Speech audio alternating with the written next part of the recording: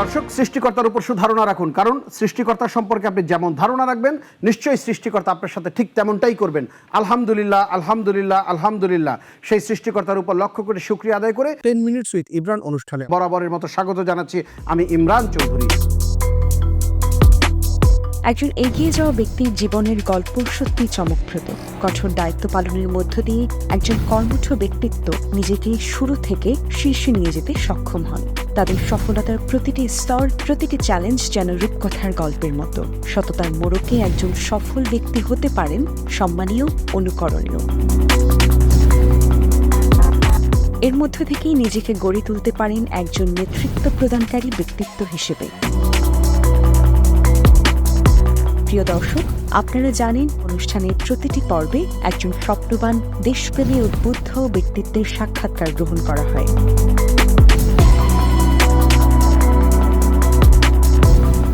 চলুন দর্শক, দেখে আসি আজকের অতিথির সাক্ষাৎকারটি।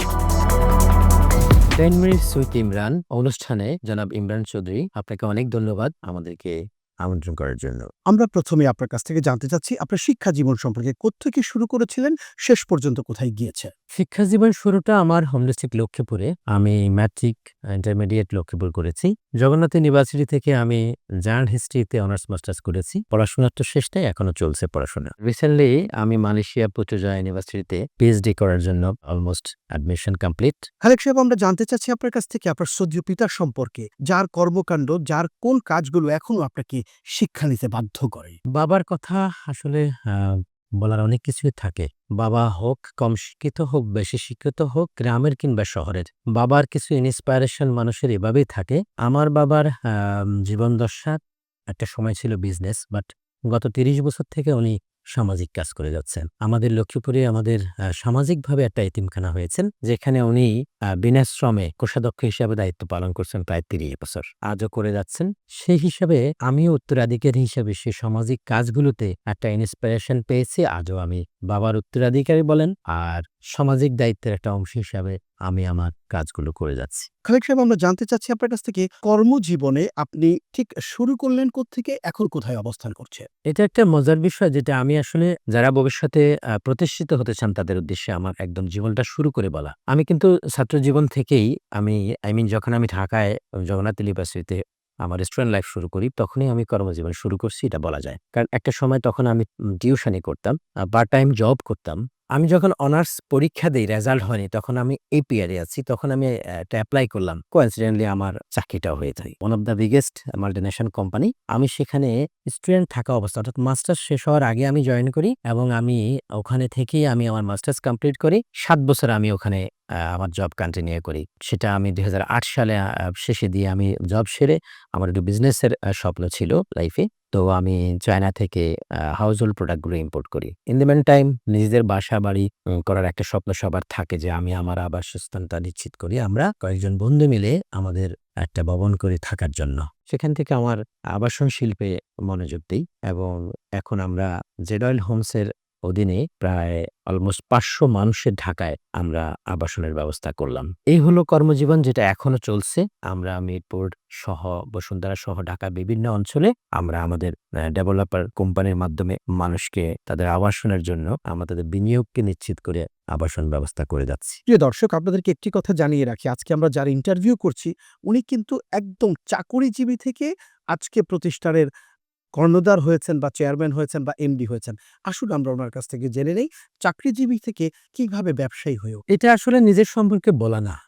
আপনি বাংলাদেশের প্রচলিত যে আবাসন বিজনেস, অর্থাৎ ডেভেলপার বিজনেস, 50-50 ডেভেলপার, বাড়ির মালিক থেকে জমি নিয়ে ডেভেলপ করে দেওয়া, এই ডেভেলপার কোম্পানিগুলো যদি বাজারে না আসতো, আমরা কিন্তু এত শৈল্পিক নান্দনিক ভবন দেখতাম না। কিন্তু এখানে কিছু অসাধু ব্যবসায়ীরা এসে এই শিল্পটাকেই অনেকগুলো বদনাম করে ফেলছেন। সেই ব্যাড এক্সপিরিয়েন্স গুলোকে আমি কাজে লাগালাম। এভাবে কয়েকজন বন্ধু মিলে একটা জমি কিনে নিজেরা নির্মাণ করে অল্প টাকা স্কয়ার ফিটে, প্রথম আমরা আজ থেকে 10-12 বছর আগে পার স্কয়ার ফিটে অ্যাপার্টমেন্ট 1000, 1200, 1500 স্কয়ার ফিট কমপ্লিট করেছি। এখন হয়তো সেটা 3, 3500, 4000 এর মধ্যে পড়ে। যেখানে 8000, 10,000 চলে, সেখানে আমরা একটা জায়গা আমরা নিশ্চিত করলাম এবং সেখানে 20টা অ্যাপার্টমেন্ট হবে। আমরা 20 জনকে জায়গার মূল্যটা নিয়ে আমরা জমিটা রেজিস্ট্রি করে দিলাম। তাতে কি হলো? তার বিনিয়োগটা নিরাপদ হয়ে গেল।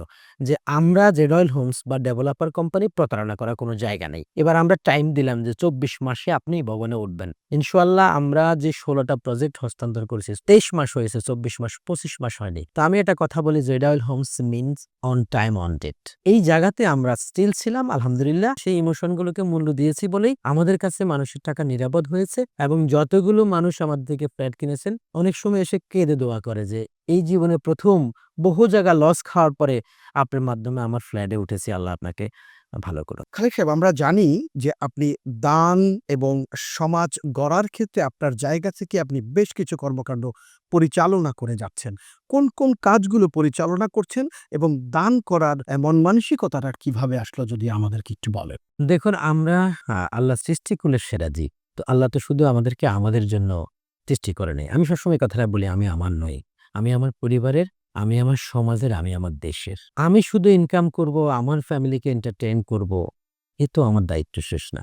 আমি যদি এই কথাটা এভাবে বলি যে আমরা যদি মুসলমান হিসাবে যদি আমাদের যাকাতের টাকাটা আমরা সঠিকভাবে দেই, আর একজন ব্যবসায়ী হিসাবে সব ব্যবসায়ীর প্রতি আমার এই অনুরোধ, যদি আমরা আমার ট্যাক্সটা ঠিকমতো দেই তাহলে বাংলাদেশ আর গরিব থাকবে না। আপনি যদি শুধু ব্যবসাটা আপনার জন্য না করে আপনার যাকাতের টাকাটাকে সঠিকভাবে, যেটা আল্লাহ রাব্বুল আলামিন আমাদের জন্য ফরজ করেছেন, সেটা যদি আপনি গরিবের মাঝে দিয়ে দেন এবং আপনার হালাল ইনকাম থেকে আপনি গভর্নমেন্টকে ট্যাক্সটা দিয়ে দেন, ২ পার্টে আপনি সামাজিক এবং বিজনেস আল্লাহর তরফ থেকেও আপনি আপনার হুকুম পালন করবেন। রাষ্ট্রে, যে রাষ্ট্রে আপনি বসবাস করেন সে রাষ্ট্রেরও দায়িত্বটা পালন করলেন। তো আমি সেটাকে কতটুকু পারছি জানি না, আমি চেষ্টা করি মাত্র।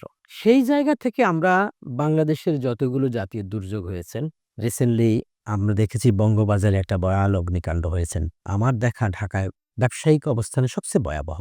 আমরা সেখানে একদম যারা পুড়ে ছাই হয়ে গেছে ওই দোকান মালিকদেরকে খুঁজে খুঁজে ৫০ জন দোকানদারকে আমাদের পক্ষ থেকে ডিসি মহোদয়ের মাধ্যমে আমরা একটা অনুদান করেছি। এই যে রিসেন্টলি এত বড় বন্যা গেল দেশে, আমাদের হোম দেশটি লক্ষ্মীপুর নোয়াখালী ১,০০০ পরিবারকে আমরা অন্তত ১ সপ্তাহ খেতে পারবেন সেরকম খাওয়ার ব্যবস্থা করে দিয়ে আসছি। আমরা নিজে গিয়ে গিয়ে ঘরে ঘরে পৌঁছিয়ে দিয়েছি। ৫ই আগস্ট ছাত্ররা যে নতুন বিজয় এনে দিল, ৫ থেকে ৭০০ ছেলেপেলেকে আমরা প্রতিদিন খাওয়ার দিয়ে তাদেরকে উৎসাহ দিয়েছি।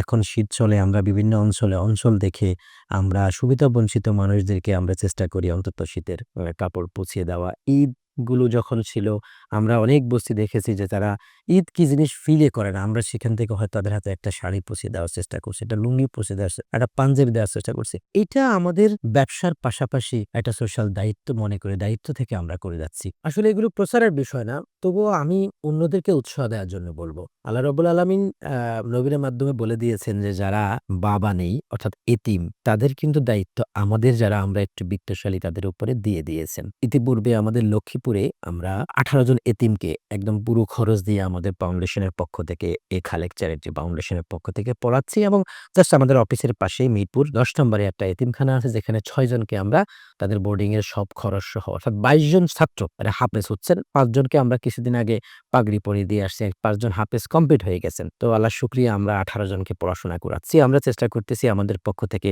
পথ শিশুদেরকে নিয়ে একটা বৃহৎ আকারে কাজ করা। অনেক পথ শিশু আপনি দেখবেন রাস্তার পাশে শুয়ে আছে, এই ময়লা আবর্জনা খাচ্ছে। মাঝে মাঝে সেখানে যখন হেঁটে যাই চোখে পানি চলে আসে যে আমরা আসলে তো ভালো আছি। আমার দেশ তো আসলে অত অর্থশালী না যে সবার জন্য করবে। আমরাও কিন্তু একটু যদি ওদের জন্য করি দেখবেন যে এদের জন্য মা বাবা, এদেরই ফ্যামিলি আপনি হয়ে যাচ্ছে। খালেক সাহেব, আমরা জানি আপনি শুধু ব্যবসায়ী করেন না, সামাজিক কর্মকাণ্ড পরিচালনা করছেন। এর ভিতর কোন কোন কাজগুলো করতে পেরে আপনি আত্মতৃপ্তি অনুভব করছেন? এই খালেক চ্যারিটি ফাউন্ডেশন মানুষের জন্য, এটা কিন্তু কোনো জাতি ধর্মের জন্য নয়। আমরা কিছুদিন আগে হিন্দুদের শারদীয় দুর্গাপূজায় আমাদের ফাউন্ডেশনের পক্ষ থেকে ৪ দিন ওখানে সার্ভিস দিয়েছি। আমাদের মিরপুরে ৩টা গির্জা রয়েছেন, ৩টা গির্জাতেই স্বেচ্ছাসেবক দিয়ে তাদেরকে সেবা প্রদান করতেছি। সবাইকে আমরা ফুলের শুভেচ্ছা জানাচ্ছি। আমরা আমাদের আশেপাশে বৃহত্তর মিরপুরের এতিমখানায়, মসজিদে আমাদের পক্ষ থেকে সময় উপযোগী, সময়ের প্রয়োজনে আমরা সহযোগিতা করে যাচ্ছি। আমাদের ফাউন্ডেশনের কার্যক্রম শুধুমাত্র একটি ধর্মের মধ্যে সীমাবদ্ধ না, বাঙালি জাতির জন্য, মানব কল্যাণে। আমাদের মণিপুর স্কুল একটা বৃহৎ স্কুল, ৪০,০০০ ছাত্রছাত্রী, মা বাবা এসে অপেক্ষমান থাকে স্কুলের সামনে। দেখা গেল কেউ পানি নিয়ে আসে না, আমরা সেখানে আমাদের পক্ষ থেকে স্কুলের কেন্দ্রের সামনে পানির জার করে দিয়েছি, ফিল্টার করে দিয়েছি, যেন তারা এসে অন্তত ১ গ্লাস নিরাপদ পানি পান করতে পারে। অনেক কিছু করা সম্ভব না, কিন্তু ভালো কিছু কাজ যেটুকুলো আমাদের চোখে পড়ে, প্রয়োজন মনে করি আমাদের আশেপাশে যতটুকু আমার সাধ্যের মধ্যে আমরা করার চেষ্টা করে যাচ্ছি, ইনশাল্লাহ ভবিষ্যতে করে যাব। সর্বশেষ জনাব ইমরান চৌধুরী, আপনাকে অনেক অনেক ধন্যবাদ। আমাদের এই ভালো কাজগুলো মানুষের কাছে পৌঁছে দেওয়ার, মানুষকে উৎসাহ দেওয়ার জন্য। যারা আমাদের এই ভিডিও দেখছেন তাদেরকে অনেক ধন্যবাদ। আপনারাও আপনাদের জায়গা থেকে সমাজ এবং দেশের জন্য করবেন, আমি সে কামনা করছি। আসসালামু আলাইকুম ওয়া রাহমাতুল্লাহি ওয়া বারাকাতুহু। এবারের মতো বিদায় নিচ্ছি আমি ইমরান চৌধুরী। পরবর্তীতে দেখা হবে নতুন কোনো স্থানে নতুন কোনো অতিথির সাথে। ততক্ষণ ভালো থাকুন, সুস্থ থাকুন।